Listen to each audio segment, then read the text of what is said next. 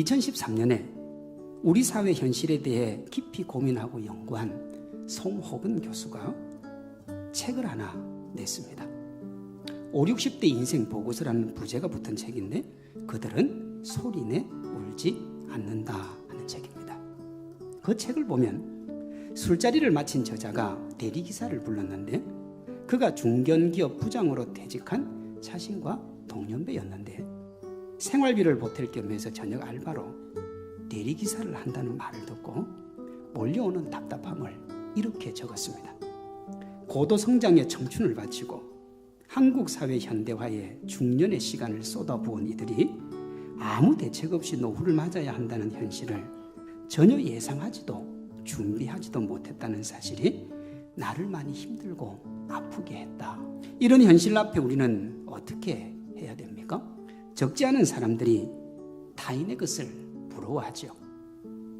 나의 부모님이 저 친구의 부모님처럼 부를 가지고 있었더라면, 주변에 능력 있는 유력자가 나를 도와만 주었더라면, 더 좋은 대학을 나왔더라면 나의 앞을 막고 있는 골리앗 같은 현실은 아무것도 아닐 텐데, 이렇게 말하는 사람들이 있습니다.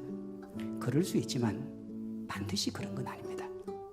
사울이 다윗에게 준 갑옷이 다윗에게 그랬습니다.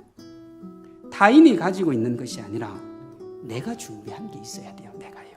하나님은 자신에게 익숙한 것, 자신이 살아오면서 개발하고 다듬어서 자기 것이라고 할 수 있는 것을 사용을 합니다. 내 것이 될 확률도 없고, 설사 내 것이 된다고 해도 결국에는 나를 더 번거롭게 할, 내게 없지만 세상에서 화려해 보이는 것들을 동경하는 시간에 자신이 가장 잘할 수 있는 뭘요?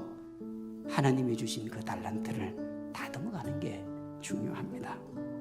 자신에게 익숙한 것이 있어야 돼요. 그러나 그것만 가지고는 안 돼요. 결국은 하나님이 합니다.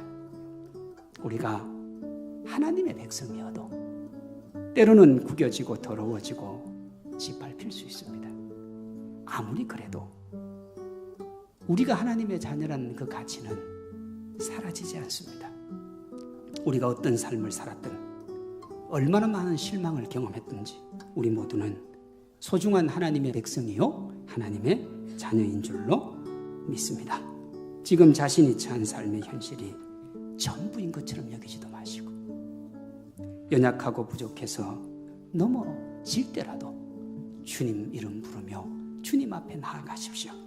그 위에 다윗처럼 길이요 진리요 생명이신 완전하신 주님에게 은혜와 긍휼을 달라고, 하나님의 이름으로 나아가는데 주님 내 앞에 골리앗이 버티고 있는데 하나님이여 이 골리앗을 이기게 해달라고, 그러면 우리 주님이 반드시 이기게 해주실 줄로 믿습니다.